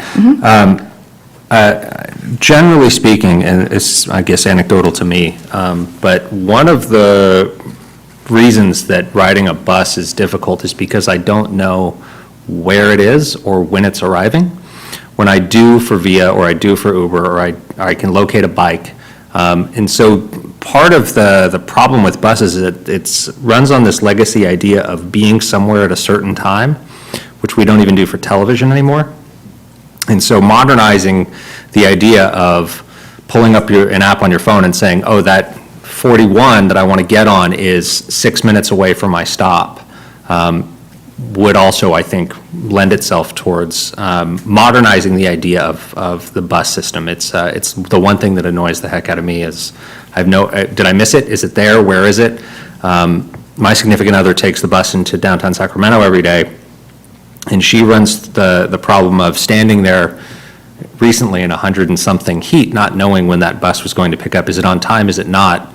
How far away is it? Oh, it's 2 blocks away. That's something that I think would also encourage ridership for people knowing and being informed. I think it's just sort of a modern convenience that we're all sort of used to, and when we encounter legacies, scheduled type things, it becomes more of an annoyance nowadays. That's my personal opinion on it. I will say, to tie into what you said, YOLO just released an app for that that tells you when it's coming. However, it's not accurate. So they will say your bus is 24 minutes away, but really the bus is 45 minutes away. Yeah, I mean, you're talking about combining everything into one application. The application that already does that is Google, because Right. it already spits out, says you need to go from point A to point B. It's a 22-minute walk, it's a 37-minute bus ride, you need to take this and then get on whatever's next. Of course, implementing your own system that combines all that is both expensive and time-consuming from an engineering standpoint. And of course, you've got competitive pressures where VIA may not want to interface directly with JUMP because it might see it as a competitor, or doesn't have the API capabilities to connect with YOLO RT or any of those stuff. But that being said, I'm reasonably certain that most buses have some flavor of GPS in them at this point.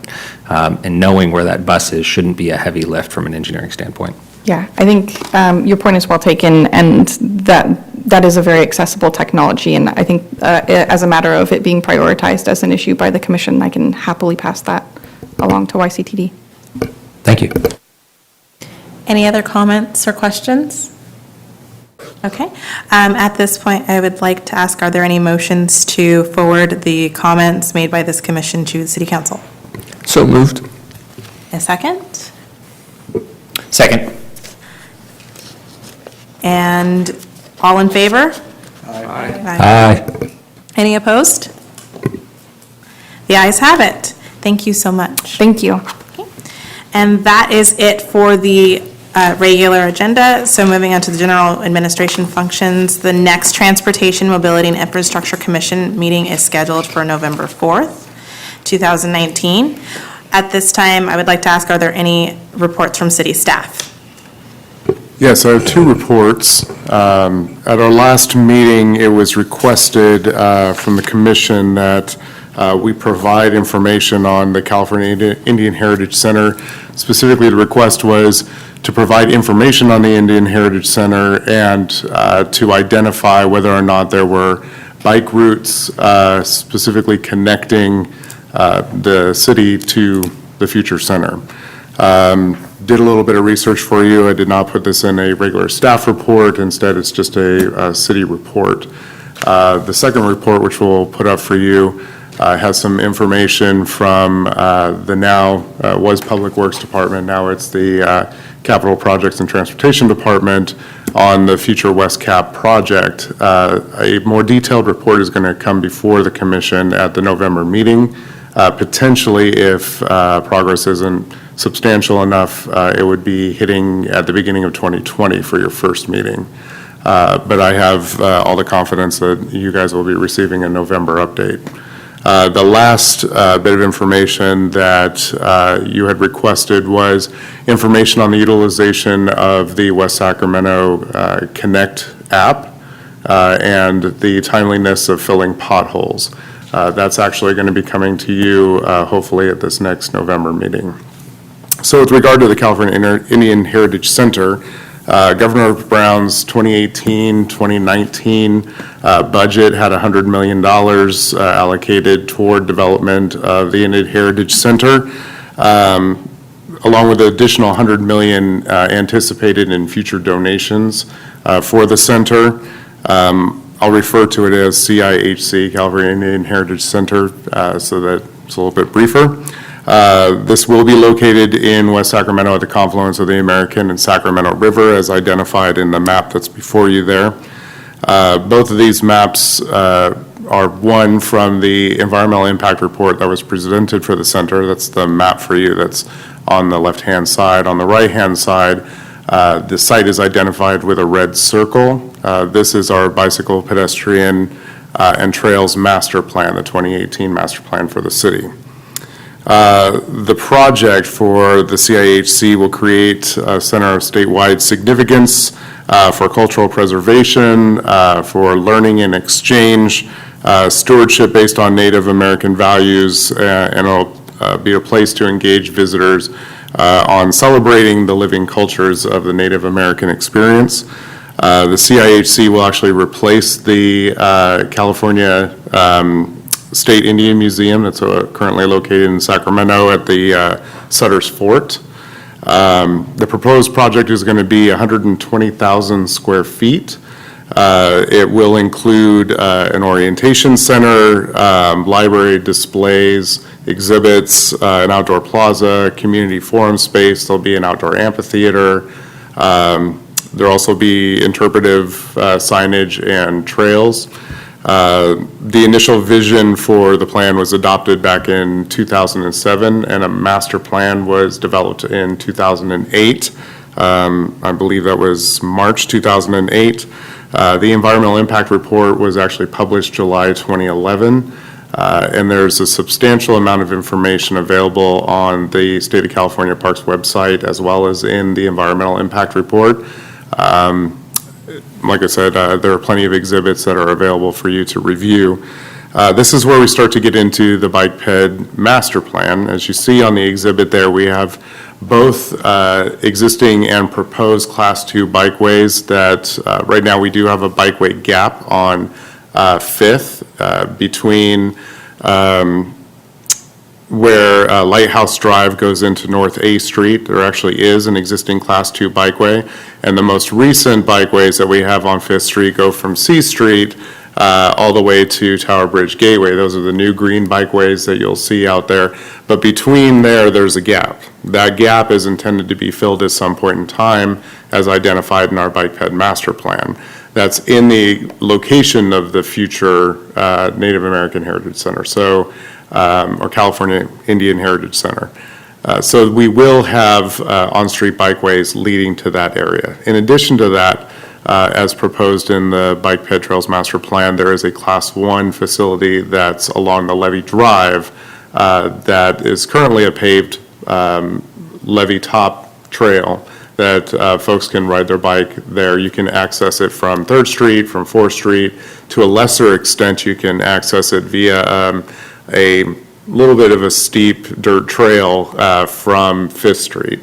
But we do have a number of projects that are moving forward in the area, including a connection of Riverwalk Park underneath what is now the connection to C Street, which will be the I Street Bridge Replacement Project. There's also a connection for Riverwalk Park that will continue on. That's part of our capital projects and transportation project in association with economic development, and that's to connect that entire levee system with a trail, ultimately leading to the CIHC. So the long or short answer to this long explanation is yes, there are going to be bicycle and pedestrian connections to the site.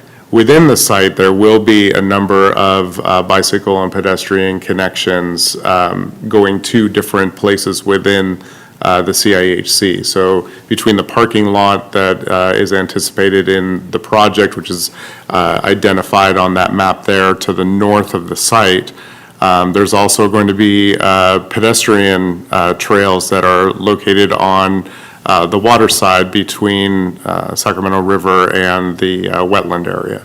So all of these are proposed in their master plan. Some things could change as designs progress with the center. As I said, there is $100 million, but they're anticipating and are trying to collect another $100 million worth of donations. And those efforts are ongoing, and different phases will be developed based on whatever donations come their way to be matched with the other $100 million. So that concludes that report on that item. For the next item, Jennifer, if you could please cue that up. That is with regard to West Capitol Avenue project. This has been before the commission before, so this isn't going to be anything new. I believe you have seen this map before. This is the connection between Park all the way to the Enterprise area, all along West Capitol. Next slide, please, Jennifer. The goal of this is to improve safety and mobility for all users. Sarah had alluded to some of the safety improvements that were being planned on here on this project, consolidation of driveways, providing bike lanes and better pavement, I guess is the best way to put it out there, considering that a lot of our pavement out there is in poor condition and not suitable for a lot of riding. There is going to be restriping of bike ped connections over the roadway and crossing the roadway. We're also improving signalization, specifically over at the Merkley signal there. We're also going to be putting in some street lighting and completing some sidewalk gaps in the area. Next slide, please. In addition to that, we're going to be putting in some conduit. Most of you know that there is another project, and that's locating our courtyard on West Capitol Avenue over in the area of Enterprise. That is a future project where we have the site secured. The site is being engineered, graded, and we'll be seeing improvements in the near future out there. So part of that is providing the conduit for connectivity to City Hall to our future courtyard site. We're also going to be upgrading some of the infrastructure out there for our water lines. Next slide, please. So as far as the past milestones, as I had mentioned, this was presented to you back in 2017. Council had approved the engineering design contract. There has been a series of public outreach associated with the project. And as the project has moved forward, we've continued to lump more and more additional projects in. At one point, we were calling it the Swiss Army knife project because there were so many different elements to it. We've now consolidated that. We've completed the 95% design, and we've have a certified environmental document. Next slide. So for our future milestones, the request for authorization for construction will be received as soon as we identify the last remaining funding gaps for the project. That we believe we're going to have that solution very soon. We are working with SACOG on that. We will in November release the bidding documents, and hopefully we'll begin construction at the first part of next year. But as I said, hopefully we'll have a more comprehensive update for you either at this next meeting or the first meeting in January. So that concludes the staff reports. If you have any questions, I'm happy to answer them. Any questions or comments from the commission? Real quick question, were those ferry routes on that map? With the California Indian Heritage They Center? were. Oh, okay. I was interested to see that as well. This is the first I had actually read about it. I thought it was a pretty interesting idea. I don't know to what extent it will become a reality, but it did catch my eye as well. Okay, thank you. Any other questions or comments? Okay. Thank you very much for that presentation. Are there any, at this time I'd like to ask, are there any future agenda item requests by any of the commissioners? I have a few requests of updates or potential agenda items for future. One is we heard the Rayleigh's Landing Dock project earlier this year, and I was just requesting a schedule update on that, if they're on target for commencing construction on that this soon, which I believe it was supposed to be this fall. Two was any negotiations, probability of negotiations with Gig Car upcoming of servicing West Sacramento. And three would be update on streetcar alternative, knowing that the city of Sacramento has now extinguished, or they've dissolved the maintenance CFD that would have funded ongoing maintenance for it. If it pleases the commission, I can actually give you an update on the last two. So with regard to GIG, we've had ongoing meetings with Sloan, who represents GIG in the area, and we've been continuing to discuss different options for potential deployment. She's been involved in conversations with CalSTRS, and we continue to explore other options. At this point in time, there hasn't been any significant conversations that have moved forward other than introducing different options and discussing back and forth whether or not those options may work for either for the city or for GIG. I have actually asked some of our interns to provide information for GIG that they had requested, and we transmitted that information, and we're going to continue having conversations based on that. With regard to streetcar, we're in an interesting holding pattern. We had, obviously, I had presented to the commission before that bids came in significantly over budget for construction. We started advancing internal discussions about what different options we actually had for the project. Those discussions included SACOG, included our Air Management District, included City of Sacramento staff, both for economic development here and Sacramento's economic development, our own Public Works, now CPT staff. One thing that we had talked about advancing was in cooperation with Sacramento Regional Transit, who is also involved in these meetings, advancing based on the engineering that we have to date, a light rail project that would extend from Sacramento Valley Station into West Sacramento. We continue to have those discussions. Traction has not been gained yet regarding that. Involves many partners and involves a significant amount of funding and involves a lot of cooperation on the part of all these partner agencies. So I've been making a number of phone calls, and I await phone calls back. Thank you. Are there any other requests for future agenda items? Yeah, I have one. Given the presentations tonight and my fellow commissioner, I have a want to know about whether or not there's been an analysis of the benefits or lack thereof of speed tables, bumps, dips, et cetera, in residential neighborhoods as it related to both the landscaping that we talked about earlier and potentially the mobility access plan. The analysis of speed bumps you're talking about for their effectiveness? Yeah. So no analysis has been done with regard to effectiveness of speed bumps. Generally, it's the policy of the city that we don't seek to deploy speed bumps, simply because the emergency response time, according to our PD and to the fire department, is reduced with the deployment of speed bumps. If you are asking if we can do a study, that's something that would require us to put in a CIP and would require council action for us to do. No, I was more curious if we had. We have not. Okay. Sorry, one of the questions that wasn't addressed was the progress on the Rayleigh's Landing Dock project. Correct, I have that down. Oh, okay. Thank you. That one, I don't have information on that, but Sarah, perhaps? Yeah, actually, so I can just speak very quickly to it. So, Oh, could you go up to the podium there first? So I can say that construction is actually starting. So the pilings are going to begin on September 26th, and a lot of the key elements are underway right now. So construction has begun. Thank you. Fantastic, thank you. we're just knocking out those agenda items, aren't we? What else have you got for us? Are there any others?